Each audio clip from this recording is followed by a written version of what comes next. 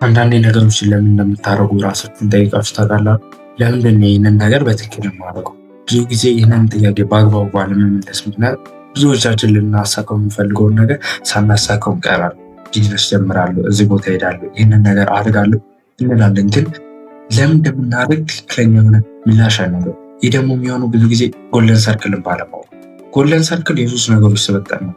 ዋይ፣ ሃው ኤንድ ዋት የሚለውን ጥያቄዎች የያዘ ነው።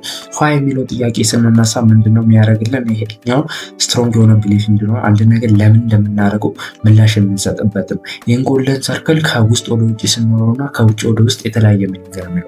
ከውስጥ ወደ ውጭ ስንኖረው የመጀመሪያው ሃይ ነው የምናገኘው። እሱም ስትሮንግ የሆነ ፐርፐስ ብሊፍ እና ምክንያት እንዲኖረን ያደርገናል። ነገሮችን ለምን እንደምናደርጋቸው በትክክል እንድናውቅ ያደርገናል። ሁለተኛ የሚሆነው ሃው ነው። ሃው ደግሞ የሚለውን ጥያቄ ስንመልስ ነገሮችን ላሳካ የምፈልገውን ነገር እንዴት ነው ማድረገው የሚለውን ነገር ነው። ይህ ደግሞ ዘሆል ልናደርግ የምንፈልገውን ነገር ሲስተሙን ቢውል የምናደርግበት ለሲስተሙ ምላሽ የምንሰጥበት ይሆናል ማለት ነው። ሶስተኛ ላይ ደግሞ ያለው ምን የሚለው ነው፣ ዋት የሚለው ማለት ነው። ይህ ደግሞ የሚሆነው እንዴት ነገሮችን አሳካለሁ የሚለውን ከመለስም በኋላ ምንድን ያንን ነገር በትክክል ሂት ለማድረግ ግቤን ለማሳካት መውሰድ ያለብኝ አክሽን የሚለውን ጥያቄ በአግባቡ እንድንመልስ የሚያደርገን ነገር ነው ማለት ነው። ይህንን በአግባቡ በመመለሳችንና ባለመመለሳችን ምክንያት ላይፋችን የሚኖሩ ነገሮች በጣም ኮምፕሊትሊ የተለያዩ ናቸው ማለት ነው። እና ይህንን ነገር በአግባቡ መመለስ ያስፈልገናል ማለት ነው። አሁን የምነግራችሁ ነገር ጀስት ራንደም የሆነ ነገር አይደለም።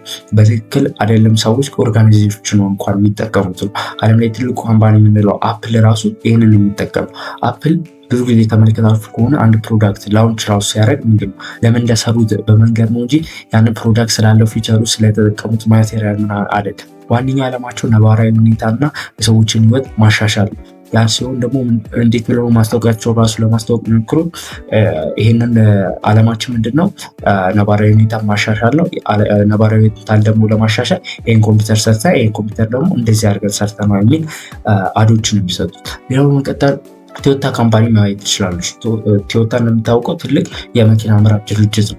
ዓላማቸው ምንድን ነው? ረዥም ጊዜ የሚያገለግል ጠንካራ ዝቅተኛ ገንዘብ የሚገዙ መኪናዎችን መስራት ነው። እና ይህ ካምፓኒ ሌግዣሪ የሆኑ ኮምፈርታብል የሆኑ መኪናዎችን፣ ቅንጡ የሆኑ መኪናዎችን፣ በውድ ዋጋ የሚሸጡ መኪናዎችን እንኳን ሲሰሩ ባላቸው ብራንድ በቶዮታ አይደለም ለመግባት የሞከሩ።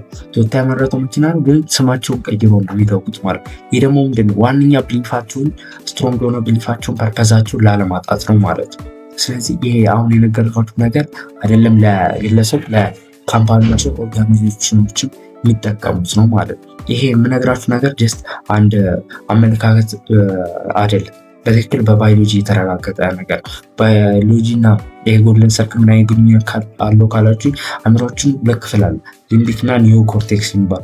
ሊምቢክ የሚባለው የአእምሮ ክፍል ከጎልደን ሰርክል ዋይ እና ሃው ከሚለው ጥያቄ ጋር የተገናኘ ነው። ይህ ደግሞ ምንድነው? ሰዎች የሰዎችን ባህሪና ዲሲሽን አወሳደድ ኮንትሮል የሚያደርግ የአእምሮ ክፍል ነው። ለማለት ሰዎችን ኮሚኒኬት ስናደርግ መጀመሪያ ዋይ እና ሃው ከሚለው ጥያቄ የምንነሳ ከሆነ እነዛን ሰዎች አሳምነን የሆነ አክሽን እንዲወስዱ የማድረግ አቢሊቲያችን ምን ያለ ነው ከፍ ያደርግልናል ማለት። ስለዚህ ሴት ስለ ያሉ ሰዎች እንኳን ነገሮችን ለማድረግ ሲጀምሩ ከምንድን ነው ዋይ የሚለውን ነገር ነው ለመሸጥ ነው፣ ኢሞሽን ነው ለመሸጥ የሚሞክሩ።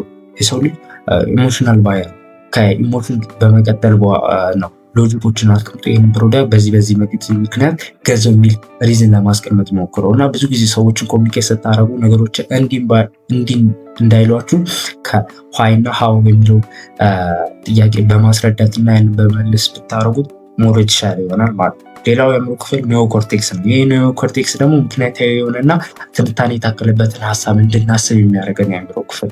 ይህ የአእምሮ ክፍል ደግሞ ነገሮችን ሎጂካሊ ሆነን የሆኑ ነገሮችን ከወነ የሚለው መልስ እንድንመልስ የሚያደርገን ነው ማለት ነው። ስለዚህ ሁሌም ከሰዎች ጋር ኮሚኒኬት ስናደርግ ከአእምሮ ክፍል ጀምረን ወደ ኒዮ ኮርቴክስ እንሄዳለን። በዛም ከሰዎች ጋር ያለን ግንኙነት ማሻሻል እንችላለን። ሴልስ ላይ ልንጠቀሙ እንችላለን። ኦቨርኦል ላይፋችን ላይ መጠቀም የምንችለው ነው ማለት ነው። የዛሬ ቪዲዮ ይመስል ነበረ። ከተመቻችሁ ላይክ እና ሰብስክራይብ አድርጉ።